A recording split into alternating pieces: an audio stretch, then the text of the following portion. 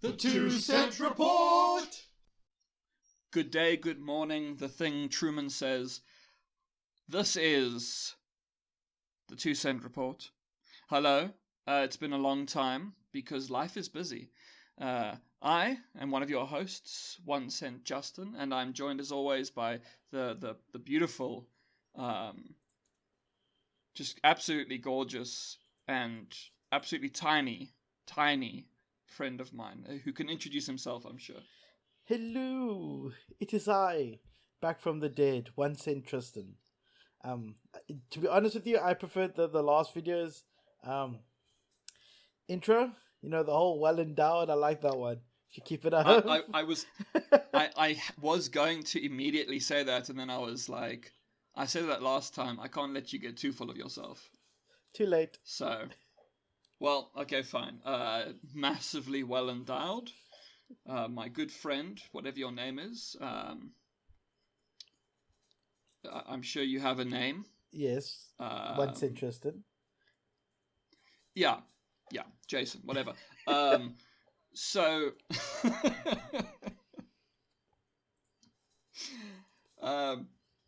how has it been since this fucking long... It's been like a month, I think. I actually don't know how long it's been. It's probably been a month. I think it's been a couple of months. Actually, we've been doing a video every 2 months. We must be famous YouTubers if we only put out content every 2 months.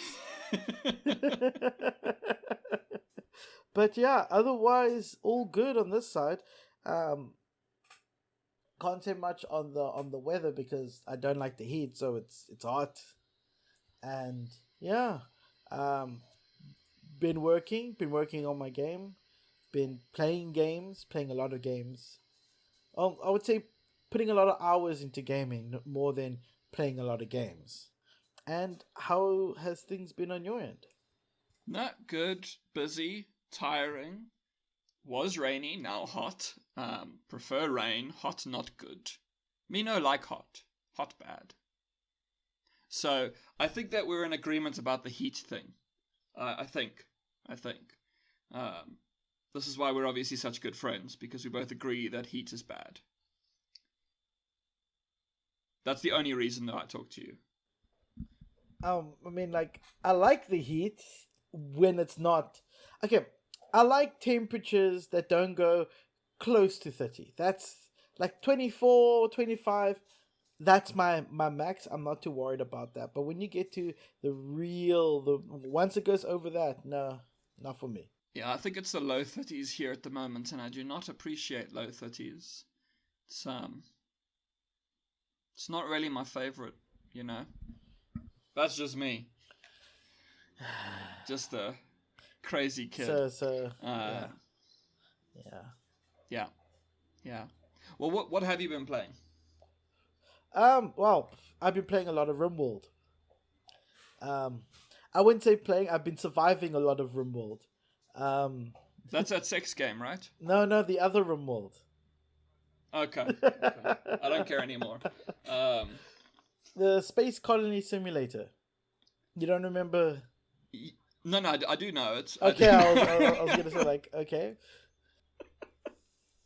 I've never played it. I'm not really the biggest fan of games like that, but I know you're into them. Yeah, you're damn right. Well, I got it and I was like, okay, let me install it. I was playing Songs of Six, so let me play this, and I was like, yep, pretty much my type of game. What else? I'm still playing Skyrim. I'm still getting through the world of Skyrim. This playthrough is the longest playthrough I've had since I first played Skyrim. I tried to download Fallout 4 and play it, and I loaded into my character. I was somewhere with Paladin Dance, and I was like, okay, well, maybe next time. I want to go back to Skyrim. And then, yeah, also playing Battlefield 5. And was there a game I completed recently? No, it was just my replay through of Black Mesa that I finished. Yeah. Okay. I actually played a game. There'd probably be a game that you would enjoy because it's one of those kinds of like building up a thing. It's called Honey, I Joined a Cult, where you are a cult leader. I've heard of that. And then, yeah, it's I enjoyed it, but it's not really my thing, you know. I like the cult vibes, but other than that, the actual gameplay mechanics, yeah. I don't know if you know the game Cultist Simulator. Nope. Which it's like a card game, digital card game where you control a cult, but it's very it's more like playing a game of cards.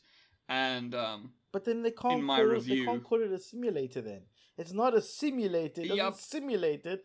It's just a cult card game. Yeah.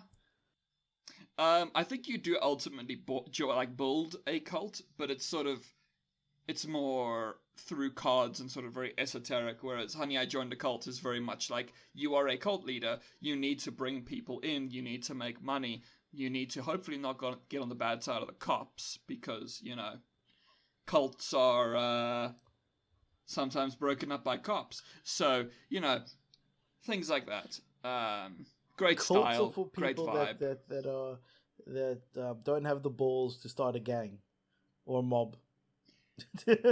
I mean, it does depend on whether, like, does something like the Charles Manson family count as a cult, or is that just a different thing? Because they're pretty much killing people. No. I mean, you could call them a cult based on their like. I think calling them a cult is too soft on them. You know. If they were like it's like I said, if they were like gangsters that were just highly religious in their own beliefs, that sounds, you know. Yeah, I actually don't know if it was sort of religious or if it was more just charismatic leader. I don't really know that much about Charles Manson other than the swastika on his head. You know, I'm not gonna try to piss off everybody on the internet, but I am gonna say it. A lot of religions have some part where they're idolizing a very charismatic leader. Oh yeah. I mean, I teach sociology, and like there isn't really a distinction between a cult and a religion. A religion is just a cult that got big, basically. You know, I mean, that's like why they killed Jesus, because he was saying things that he shouldn't have, according to them. So, yeah, it's fun. But anyway, that was probably the weakest game for me personally that I played. And then I played this other little point and click thing called Jennifer Wild, which was... I liked it. It's very artsy. It's sort of like black and white. It's inspired by like Oscar Wilde novels and stuff. It's a point and click, which, you know, you don't get that many point and clicks anymore. And I played a game called From Space, which is very much like it's a co-op game where you fight aliens, but it's got like a very cutesy aesthetic. It's good. I liked it. It's also very colorful, which is nice. And then I think the latest game I reviewed is Bravery and Greed, which is a great roguelike game. Sort of Metroidvania roguelike, where, you know, whenever you die, you restart with a new character or whatever you want to do, and then slowly progress through the world. I'm currently playing 3 other games for review, but they're all under embargo, so... No, that's fine. That you've done more than enough. Wait. Yeah. But, been playing lots of shit. You should put your links to your articles as well in the comments. In the comments in the description, so that we can, you know, have that there as well, so people can see what nonsense you're talking about. That's true. I should okay, so I've already said this to you, but for the recording, we're going to be using the news that I did this week. Not all of it, because some of it's crap. But the news that I did, because I started actually writing news again. So, yeah. But because, you know, websites that have some level of oversight from a more corporate-y vibe tend to be afraid of certain stories. So, you know, there are certain things that it tends to be more light stuff, nothing too intense, you know. But yeah. Oh, so we got some Should we? some dark news to tell. Oh yeah. Okay, good. Oh yeah, we got some fucking dark shit. That will bring up the views.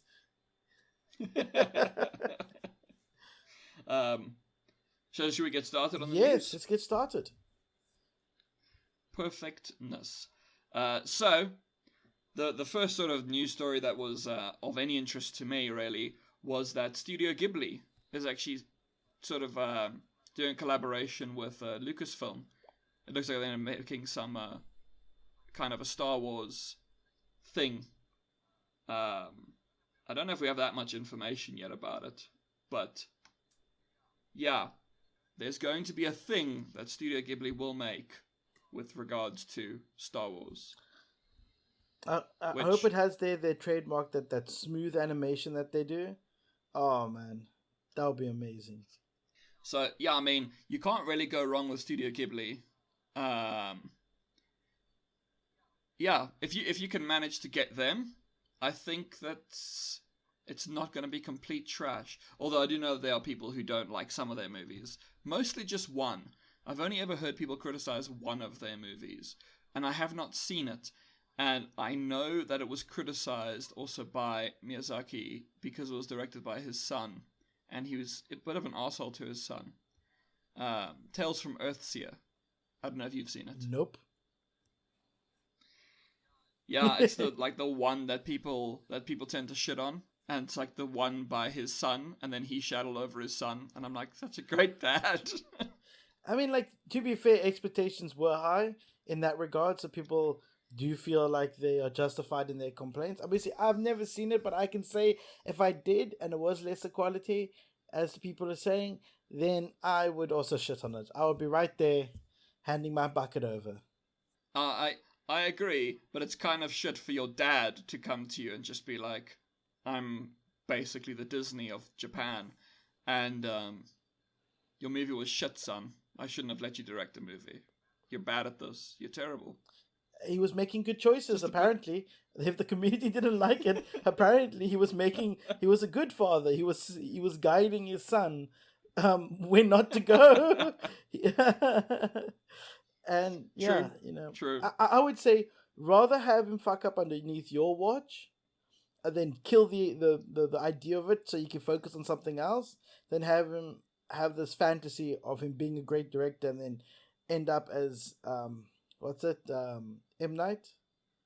That's oh man, I can't say the end of it anymore. I'm destroyed. Me neither, because that fucking series. Yeah, I know. I'm not gonna attempt it. Everybody knows what I'm talking about. Yeah. Yeah. he has gone. I mean, he has gone on to do more. But yeah, none of these seem to be the really famous one. He did Earthseer, and then he did From Up on Poppy Hill, which is also one which I haven't seen, and Earwig and the Witch. But I think that those ones weren't as poorly received, so maybe he got better. Maybe he did.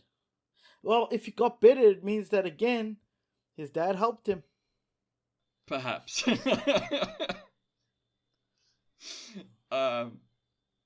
So, I actually wrote I'm actually also writing features, which is also very tiring, because I have to come up with an idea every single day to write at least like 1,200 words on it, which is fun. Very mentally exhausting, but I'm so happy. So The Witcher 3, after sort of, I know a lot of people did enjoy Cyberpunk ultimately, but it didn't exactly have the same cultural impact as The Witcher 3. And they are doing an official remake of Witcher 1, and they're doing a new trilogy apparently, and they are doing a remaster of The Witcher 3. And I then made a somewhat of a silly piece, but I still find it quite funny. What if The Witcher 3 is like CD Projekt Red's Skyrim? Nothing they release after it is ever quite as big of an impact. So you just re-release and re-release and re-release. I don't know what you think of that. I mean, like, now that you've said it, you're not wrong in that sense that obviously the adventure into Cyberpunk didn't go as planned. So, yeah, I mean, they're obviously trying to recoup. Um, there was quite a bit of loss on their side as well. So I completely understand if they want to take another look at The Witcher again, because honestly, the games are good, and if they can improve, if they can take like the improvements made upon The Witcher 3 and take them over to 1 and 2, you know, or even better the system now that it's been years that it's been out, um I don't see why not. My thing is like it has to be better. It has to be better in some area if you're gonna release the game again. So most people just go for the typical graphics overhaul and then say that it's a better game, or you know. I'm just hoping that whatever bugs there were, they've fixed. They've updated the gameplay, updated things of like The Witcher 1 and The Witcher 2, just so that they can actually show that they're actually just remastering it, kind of like the attempt at the Mass Effect Legendary Edition, where they took some mechanics from the third one that worked and they put it over to the first one. Obviously, there's an example for me personally. There's an example of not a very good reason to resell a game to me. But maybe with the Witcher, they actually do a good job, and they actually do overall the gameplay updates and things. Obviously, a facelift wouldn't be so bad, but I'm more looking at the immersion factor, because if I remember The Witcher 1, obviously you had to go from location to location. It wasn't completely open world, as well as even for then the maps were nice, but it was also that gray brown stage of life that we had with games, where everything was like, everybody looked at Gears of War, was like, wow, gray and brown are great colors to use in games.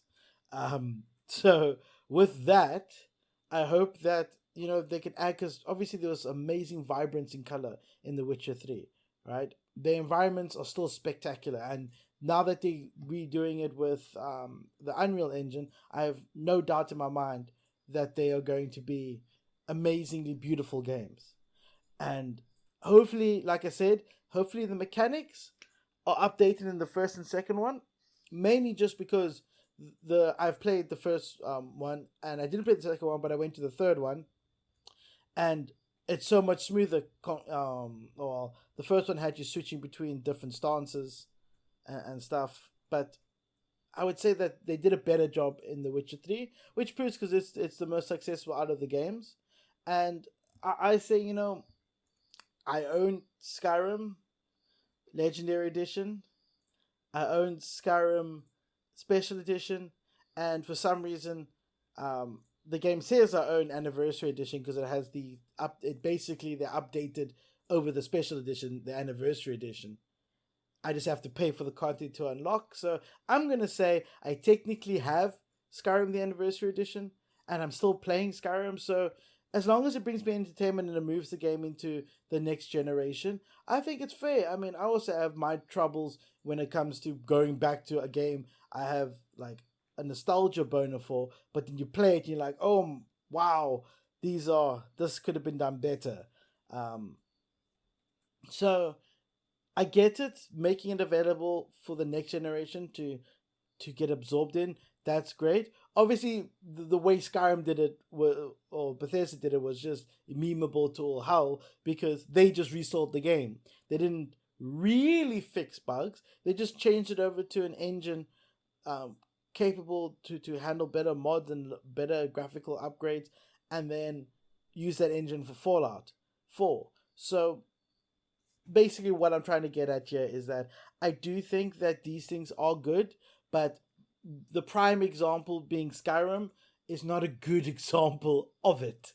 And I think that's why Skyrim was great, then memeable, then absolutely dreadful, was because they never fixed anything. They just kept on adding and adding, and they never actually did anything to actually improve the gameplay or make the game crash less. They just said, well, there's the game. You guys loved it. Here it is again on this platform.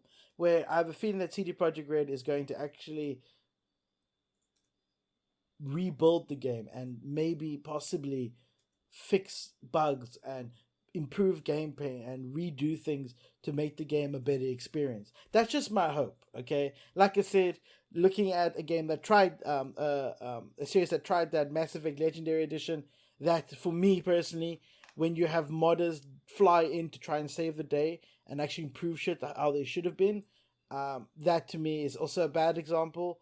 But I would even consider the Age of Empires games as being the same game, just re-released, made better. You know, it's the same premise as in the first one, almost the exact same gameplay, and throughout they've just been upgrading it to the next gen, and then upgrading it to the next gen, and now upgrading it again to the next gen.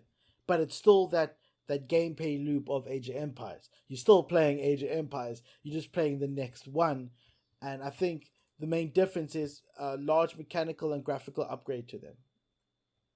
Except for the fourth one that comes in with nice documentary like cutscenes, but then again they did have cutscenes. I still remember the third one's cutscenes were just those zoom in on the low poly models and have them move their head while they speak. The second one had those parchments with ink on it, so it's still doing that. They're just getting better at it. So I don't know if my opinion makes sense, but I do believe that a game like Age of Empires is just Age of Empires remastered every time it comes out. Yes, it tackles, you could say that it tackles different areas and different periods, but at the same time, apart from the setting, and the game has just had a mechanics and graphical update. If that makes sense? Yeah, no, I completely get it. I think the thing with the Witcher's thing, the Witcher 3 one, I think is more of like a remaster, but the Witcher 1 thing, I believe, is a full ground up remake. So it'll probably bring it more in line with like Witcher 3 combat and stuff. Because I mean, I played Witcher 3 only like 2 years ago. Man, it's fucking good. Like, so I don't think Witcher 3 has that many issues, really. I only got a few like glitches and stuff, so I think it's mostly stable. Yeah, no, I've never had experiences. My personal opinion on The Witcher 3, the only gripe I have is that they could have made it a less windy everywhere, because everywhere you go, it's windy. Kind of the same with I can't even remember the Ghost of Tsushima. It's just the wind plays an important role because it's also like your GPS system. The wind guides you where you go. Yeah. But the fact is, there's a lot of wind everywhere. That's just like, for me, living in Fishhook, feeling the wind should be natural, right? And what I like the best about it is I put my headphones on and the wind goes away and I play my game, I get immersed and I take my headphones on and I can hear the wind going again. Now, when I'm sitting playing either of the games, I'm playing it and I'm hearing the wind and my body keeps on getting cold. But then I put on something warm and then I'm overheating and my brain is not making those connections. So like I said, it's my only, well, I haven't had any crashes. I never had crashes. I never had bugs. I never modded it, so I played it vanilla. I never had any problem other than at times stopping thinking, man, it's so windy everywhere. It's a good game. To be fair, I think the reason like The Witcher and Ghosts of Tsushima did a lot of wind is because it's also a way to show off that like your trees and shit move realistically. Yeah, but like take it, like stand outside for a while. Not every day needs to be fucking windy. It could be some calm days. They get excited. They get excited. You know how nice it would be especially in Ghosts, to go out and you're walking along. Maybe you come onto one of those grass fields with the white tufts, and to see the sun rise and it's not that windy, it's like settled. That would be nice, because they did a really great thing in the intro of Ghost where they have you run through one of those fields, and as custom animation plays, the sun is rising, gives it feeling of you starting a new adventure. It's really awesome, and it's just windy all the time. Maybe I'm asking too much. Like you said, it could literally just be that they wanted to flex on the physics of everything, and good for them. But like, at least give me an option, like a checkbox. Just like a or like a scroll bar, wind, low, medium, high, immersive at the very end. And the wind could be all up in your ear, because the controller on the PlayStation 4 has a microphone. So when you use has a speaker. So when you use, and probably a microphone. Anyway, so when you use your navigation and the wind blows, you also hear it on your controller. Very immersive. People like to use that word immersive all the time, but like in real life, like the sound of the wind doesn't come out near your cock, like it's around your ears. So, I think it's a great buzzword, but I think we overuse it a bit. It's immersive. I also I will admit, I also thought it was a bit corny. Like, you gave me, like, they thought, what if you put a speaker in the controller? And then someone asked why, and then another person said, shut up, that's a good idea, let's do it. And they've never actually found a good enough reason to use it. Yeah, it reminds me of PS3. They had 6-axis. Do you remember 6-axis? Was that box? No. 6-axis is in the controller. So there'll be a random thing where you have to like hold onto a wheel, and then you have to actually physically turn your controller like 90 degrees to like turn a valve. That's more work. Or something. Why would you give the player more work? I know, and the thing is, to my knowledge, only one game ever did anything with that was like actually interesting, which is the game Flower, where you don't touch anything, you literally move the controller around to like move where the pollen goes. That's the only instance I know of where people actually liked that fucking 6-axis thing. But then you're also looking at like the PS2 iToy, where its main use was to either whack or scrub away things. That was it. Yeah. So, I remember when the Wii came out, and then everybody had to try and make their own version. There was the PlayStation Move, the Xbox Kinect, and they were shit. It was a different time. Yeah, no, definitely. Now, Tristan, I have a bit of an interesting little conundrum to ask you. The Game Awards just announced their nominations, and God of War Ragnarok is absolutely dominating. Yeah. So far, it's got 10 nominations. So, here's two things. Number one, these nominations came out about 5 days after the game came out. Number two, I have actually worked for a company that was involved in the voting process, and we get sent the voting stuff about a month before the Game Awards. So, interesting question. Why is God of War Ragnarok nominated for so many awards when it like fucking came out the day before the nominations? I do not own it, so I cannot tell you. But I'm gonna tell. What I can say is that I probably will find out when I play it. I had a blast with the first one, just the first Norse God of War. I still need to play. I had a blast on that one, so I can understand the hype for it. And maybe there's something in there, or the hype got so overwhelming that people look past its flaws.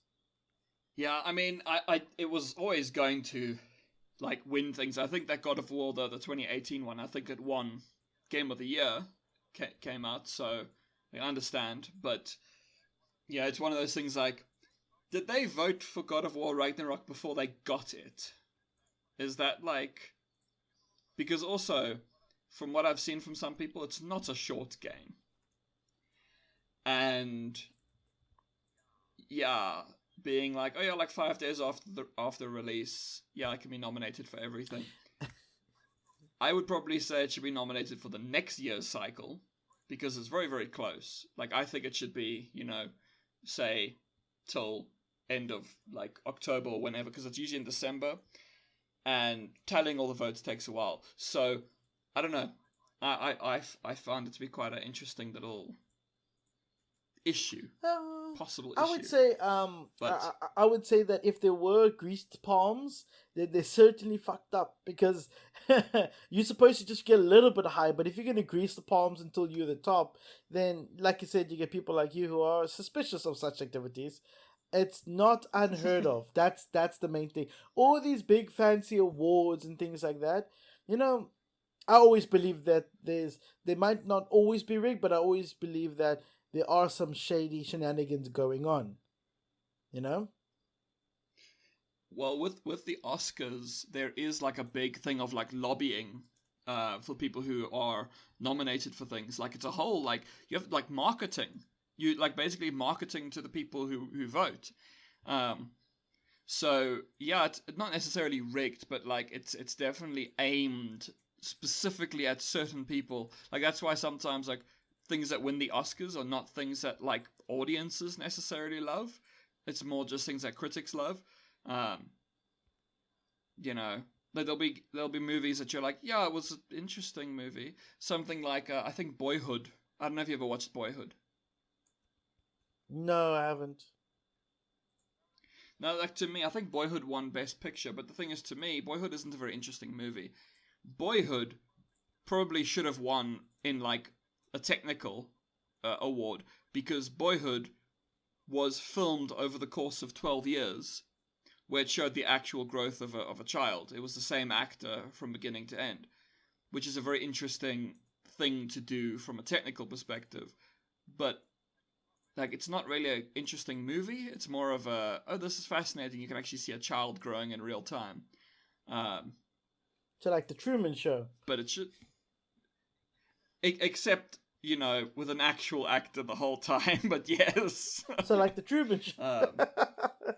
Like a Truman Show. Yeah, it's kind of like the Truman Show, but obviously people aren't creepy about it. But no, it's an interesting piece, but it's not really like... a brilliant film. It's like, I watched it once and I don't think I'd ever watch it again. Like, it's not a fun movie to watch, it's just a very interesting movie to watch. So I think that often happens where like things, although games tend to be less pretentious, like the gaming media and stuff tends to be less pretentious than film media, where, you're never gonna get like various people are never gonna win an Oscar. Like, they're super hesitant about putting anything on there that could possibly be considered less for the craft. Like, you're not going to get a superhero movie. Unless it's a really weird circumstance. Yeah, no, I get where you're coming from. That's why I always believe that these big things, that's why I like, crowd, directly from the crowd responses, Like, the best place to find game news is on meme sites, because if people are pissed off, there's a lot of memes. If people like it, there's a lot of memes. Yeah, you see, this is why I think that there's always the disparity between them. But there is also a thing which I remember being pointed out, which is like really true, is that, like, say a lot of people will, like, audiences will love, say, the next big fucking Ubisoft game that has so many collectibles. And then critics will kind of shit on it. But they shit on it because they have to play like 6 of these things a year, whereas the average gamer is probably buying it once a year, Most gamers are not hardcore gamers. They'll buy the yearly Call of Duty So to them, that's the one thing they play. To reviewers, they have a very different experience with games. So it's an interesting issue. Yes, no, fair enough. However, this is why we live in the age of the internet, okay? You can hop online, right? And probably find some content creator that is in a similar position to you that doesn't have a lot of time to review games, but they just thought maybe they're just going to review it. You find similar interest, probably got about 200,000 subs, and you take their advice over it. Yeah, I also prefer to do that. I only have like basically just like Jim Sterling. Like that's about it. It's quite like I like write in games media, but I don't like actually read reviews. Like, why would I read a review? I can make up my own mind. But that's the thing. You can then wait for your opportunity to play it, and you'll probably either give your review on here. If it's a good game, you'll give your if it's a good game, you'll give your review on here. If it's a shit game, you'll give your review on here. Otherwise, you'll tell me your review either way. And if it's a really, really good game, you might even make a video of it, just explaining that one aspect that grabbed you. So for you do have a voice for your opinions. Yeah, no, it's very true. It's very true. Also, something that I hate, because I didn't, when I wrote reviews on my own, like, blog, which I just was doing that mostly for myself, but when I did that, because I hate review scores. I think they're fucking stupid. You can't distill an experience into a number. And I have to write review scores here, and I the whole time I'm like, review scores are bad. You're just looking at, like... Yeah, and different people approach it differently. Like, to me, I think there should be, like, a 3-tier one. There's either a bad, good, and mediocre. Like, those are the 2 categories. And then maybe you have, like, the outlier ones where it's, like, amazing and burn it. Well, then you got 5-star rating. It's a 5-star rating, but the thing is, you would have to explain it. Because otherwise, if you're saying 3 for something, they'll be like, oh, it's like bad. And you're like, no, it's just mediocre. And 1 means it's fucking dog shit. I think you are trying to cater to other people's understandings of the 5-star system. And you should stick to your one. And if somebody eventually comes and challenges your scores, you can say, well, this is how I do it and how I interpret it. Then your problem solved. Well, that is true. Then you can just go about your way and market. And people go, oh no, you're a strict reviewer. Maybe not so. Maybe you do have that issue where you play so much of these kind of games that you are so fluent in them that you can tell a good one from a bad one. So you might be seen as first as being too strict or too harsh, but then they may realize that you're coming from a more educated point. Yeah, no, I agree. I agree with you. I just wish that we didn't have review scores in general, because the thing is, everybody does have their own perspective on what a review score means and what it should be. And, you know, like, 7 means it's like mediocre to most people. And I'm like, no, 7 means it's like capable. You know? I still think you're catering to the wrong set of people. But enough about you. Let's go back to the news. Yes, the news. So, the one was from like 2 days ago and the other one was from today. 2 different companies basically stated some of their moderation things for combating things like abusive behavior and stuff on their online things. So Microsoft published their thing about how they have a system that can kind of, say if somebody uses like a racial slur, it won't even let it post. It'll just like flag it beforehand. And also flagging things like cheating and stuff like that.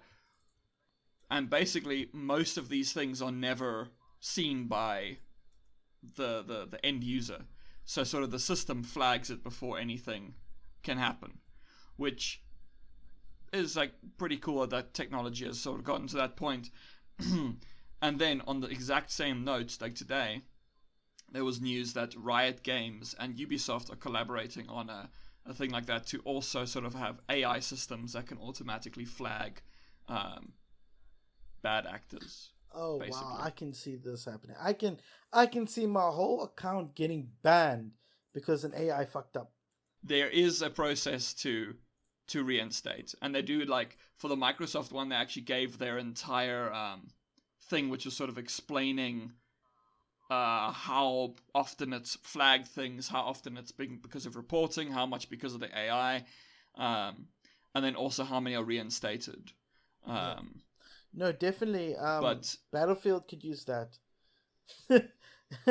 because on Battlefield 5 there are lots of hackers and lots of people report them. But the hoops you have to jump through Origin and to DICE to get them to is at such a point where it discourages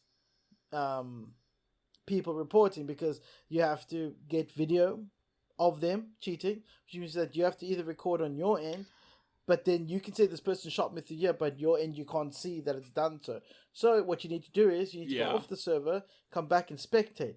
Then you have to record. Then you have to record that person visibly cheating. Then you have to submit their name, and you have to submit the video. And the thing is, that is too much work. You want to play, you see a cheater, you just want to hit their name, say report, and move on, right?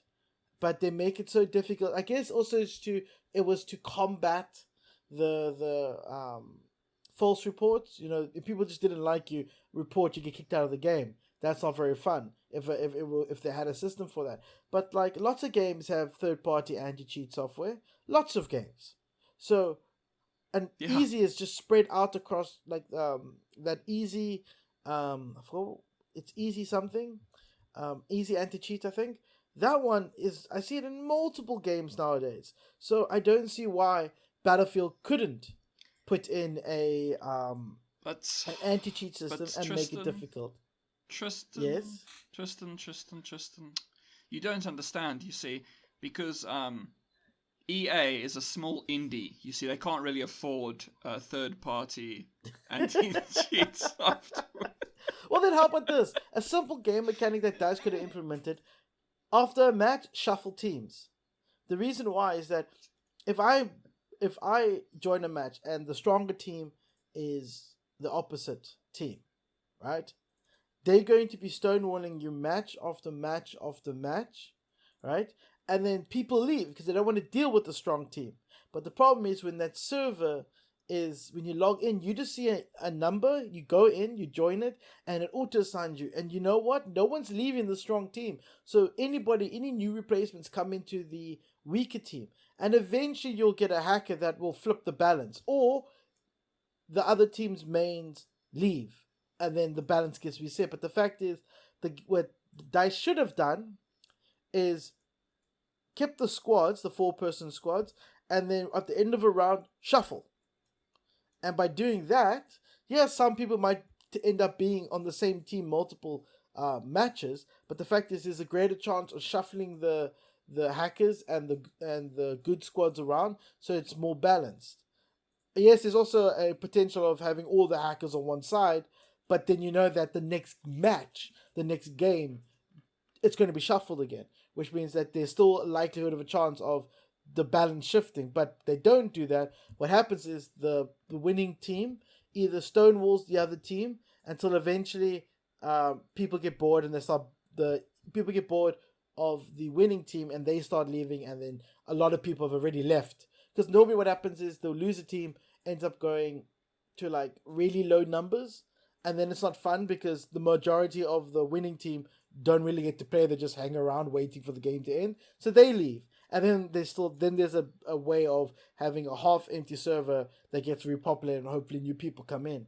But other than that, there's no shuffling. There's no way of stopping a match after match of a match of losing. Justin, you expect too much of EA. This is a lot of effort to put in. Oh god. To do anything. And then don't get me started with EA Play and what's going to happen to Origin, because that's another issue altogether. Because anything done with Origin is never clean. It's never simple. Yeah. Yeah. I have not actually played an EA game on PC since, I don't know if I can't think of any EA games I've played.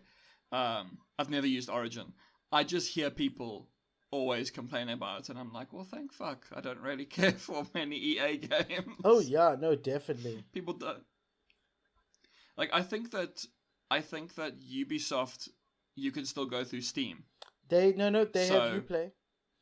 Yes, just like Origin, Uplay, you can launch the game in Steam, right? So what happens? Because I have For Honor, so I know this process. So, and Rainbow Six Siege, but you launch it on Steam, then it opens up, or Uplay, and then once Uplay is open, it launches the game. Now that does the same with Origin. You run an Origin game on Steam, it opens up Origin, and Origin launches the game. Okay. Yeah. It's been a while since I played a Ubisoft game. You can use that excuse for everything. Oh, I haven't played an Origin game, and fuck. I'm actually trying to think. What was the last EA? I know I played Battlefield 3, back on PS3. I think Mirror's Edge is EA. Mirror's Edge. You're gonna ask me if you think that Mirror's Edge is EA. Isn't it EA? Just think about it. Just think about it. Mirror's Edge. Right? They occasionally do a random thing. They also do that wool game. Yes. So they no, you're right. Mirror's Edge is EA, but the fact is you hit the nail on the head because it's also fucking DICE. Is it DICE? Is it also a DICE game? Oh fuck. Well, do they have any other developers? Yeah. No. Wait. It's not just it. Well, to my understanding, it's DICE, Iron Monkey Studios, Bourne Games, and then EA Mobile. So that must have also been the ports that they're also crediting. But the fact is, it is an Electronic Arts game, and one of the developers just happens to be DICE. Okay. Fucking EA. I mean, EA used to make some pretty cool things back in the old days, the very old days. But now I can't like. I think EA did Dante's Inferno, but that was a long time ago. Also, did EA do Dead Space? Is Dead Space EA? It is, because they destroyed the company. Visual Studios. Yes, because Visual Studios also made Dante's Inferno. Yeah, no, it's definitely Dead Space, because I think I own the one because EA gave it away for free on Origin, on Dead Space 1, and then I own Dead Space 3 as a gift. So, yeah. Okay. No, it's definitely EA. Poor Visual Studios. They're really not as big as they used to be, because like I can't really think of like any EA games anymore. I'm like sitting here being like, yeah, they make like the Battlefield games. And Star Wars. They make Star Wars, yes, but then they get taken away from them now. I don't know. I haven't heard news from Fallen Order 2. So, and then there was also another one that was slated to come out. I still think that they're making. I mean, DICE took their Battlefield charm and made the Star Wars Battleground games. So, but yeah, like, there's DICE that's there now. Knowing. Yeah, but also there's DICE and there's EA. Like, EA's shithead, DICE is a developer, so they're fine. There's also BioWare that's still part of EA. Yeah, but what? What have they made of relevance since like Dragon Age Inquisition? They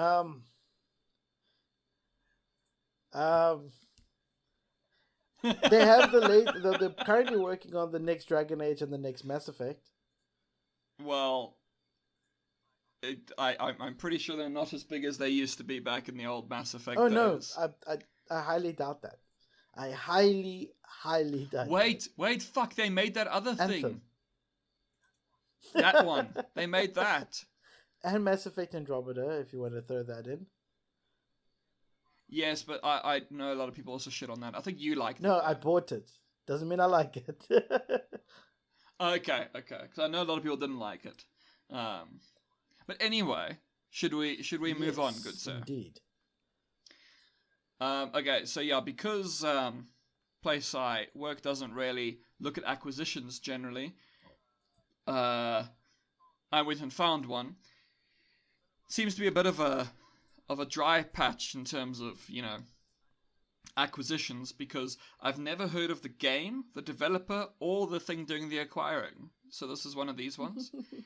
A conglomerate called Thunderful has acquired Jump Ship, which is the company that made Somerville. I know none of these words, but I decided to look up Thunderful to see, well, what the fuck did Thunderful do? They're not a developer. They are a publisher, and they've actually published some things that we know. Like they published some Bubble games back in the 2000s. They published like Harvest Moon. They published Rune Factory, which I know you like Rune Factory. They published, and they publish these in like EU regions and stuff, because like these all look like Japanese games. Deadly Premonition.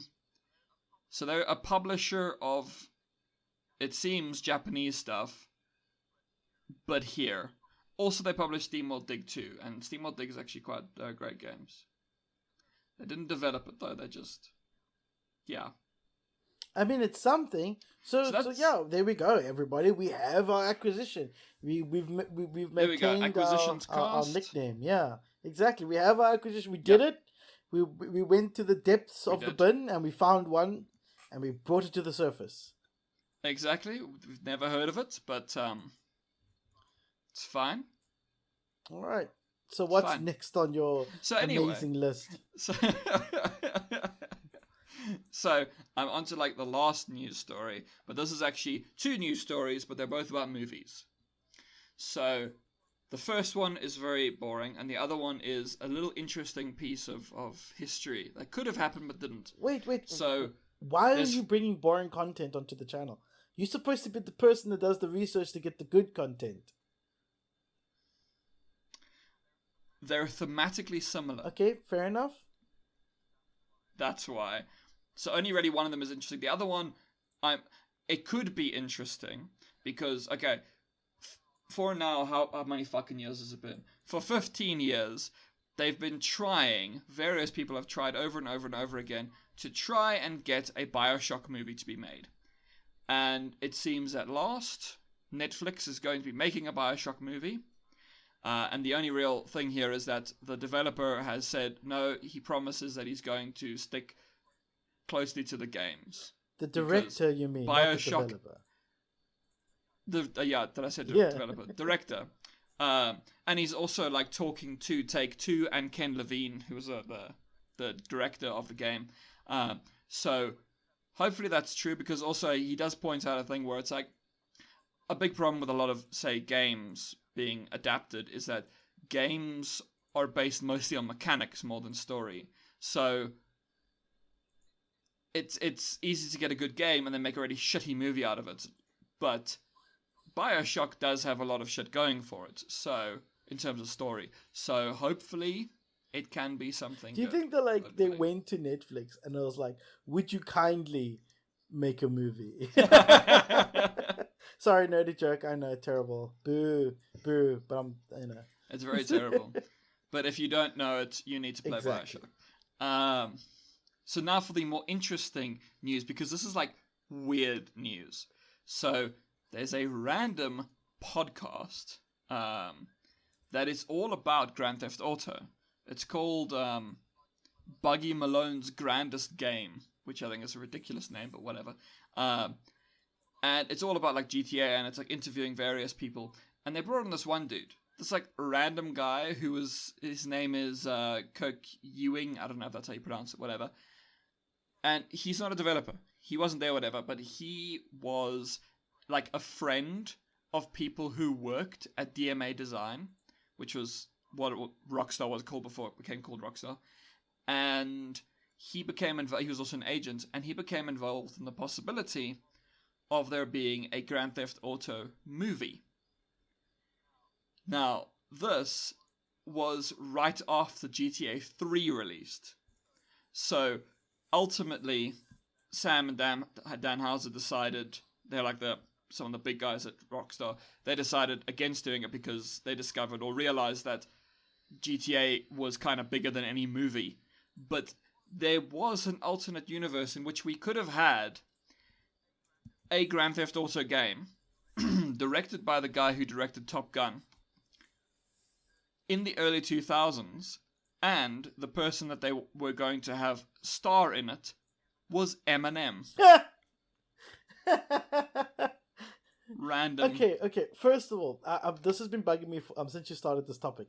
GTA is more in the gameplay than it is in the story.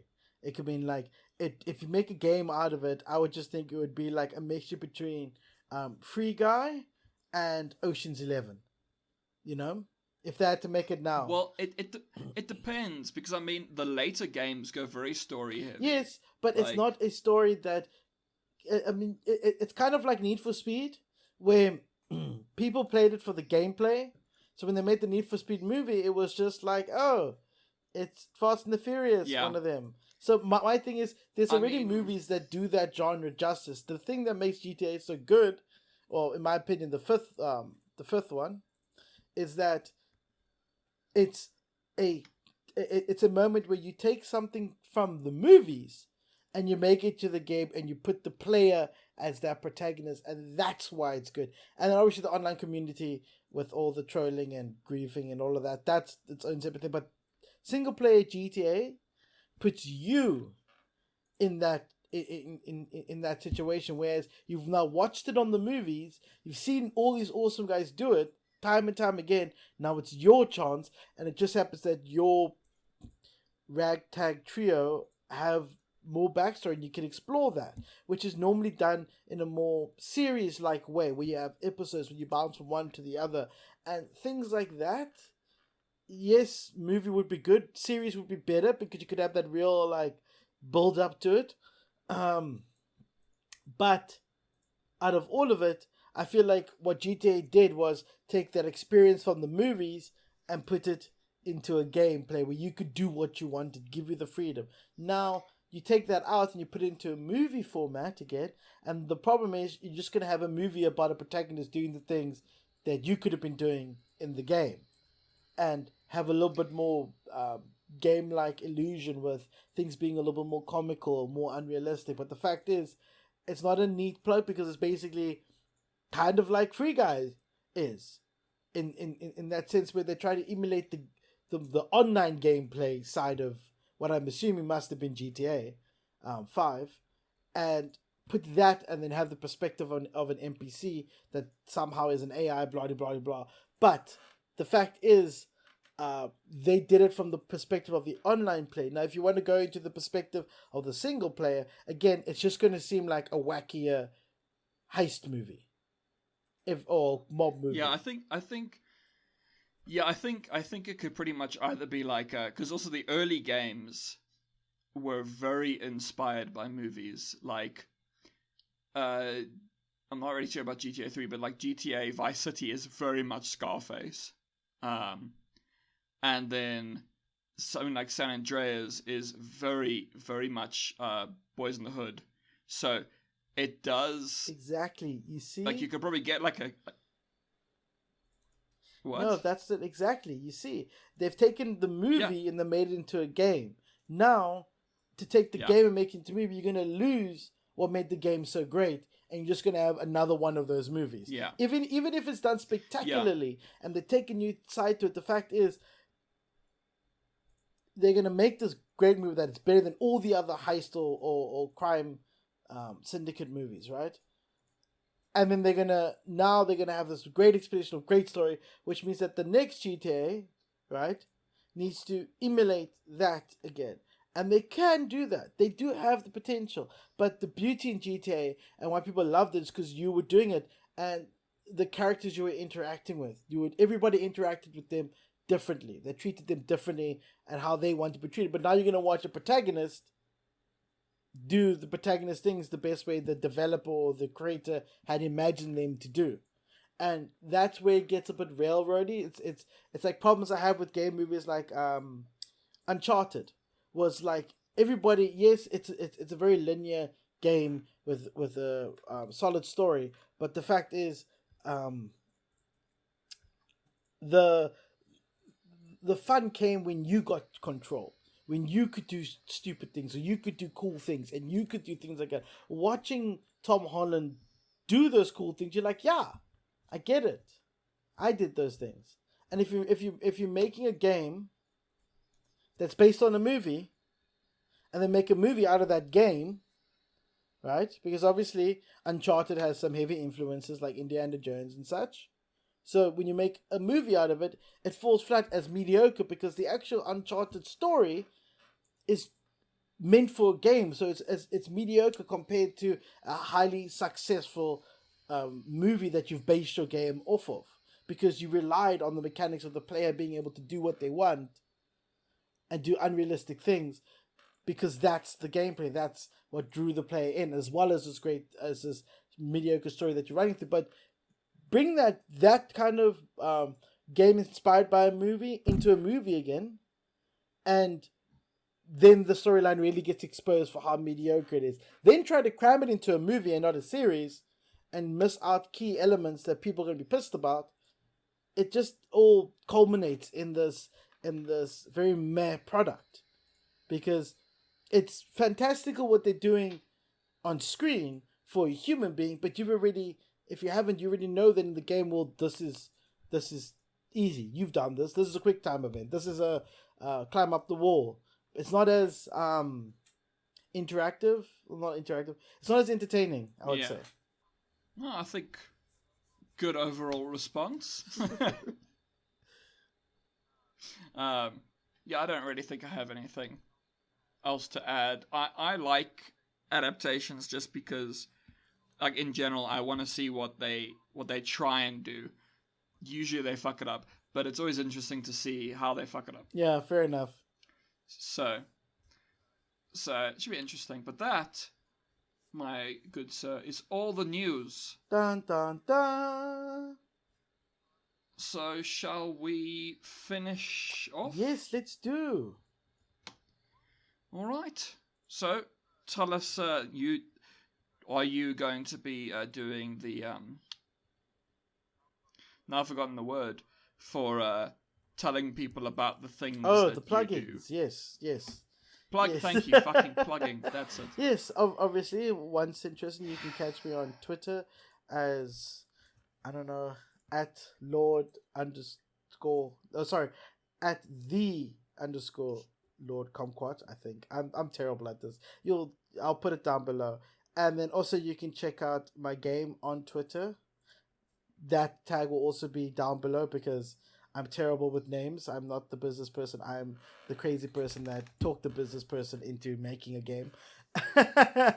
So yes, you can check me and my game out on Twitter. Everything will be down below.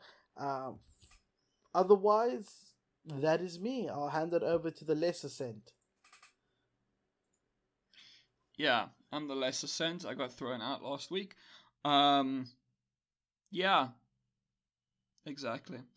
Yeah, so my shit, usual things. My YouTube channel is continuing doing my talkie time things, and on Twitter it's still LC_Lupus. I'm also at NoobFeed, writing pretty much news and features and reviews all the time.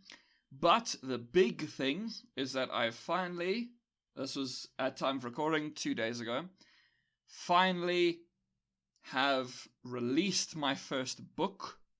It's called The Cyborg Wilderness, and there will be links down below. And also on my site, on my YouTube channel, there is a reading of like the first section, if you want to hear some of what it is like. Yeah, I think that's about it. Anything else, good sir? Not from my end. All right, perfect. Well then, we are so happy that you're here. Overjoyed. Whoever you are. We're overjoyed, as you could tell by my voice. So we will say, fare thee well. And come on, you gotta say it. Well, you were you haven't said bye yet. I was waiting for you to say bye. Yes. Farewell, those who watch this nonsense. Exactly. And now, as per usual, I love you.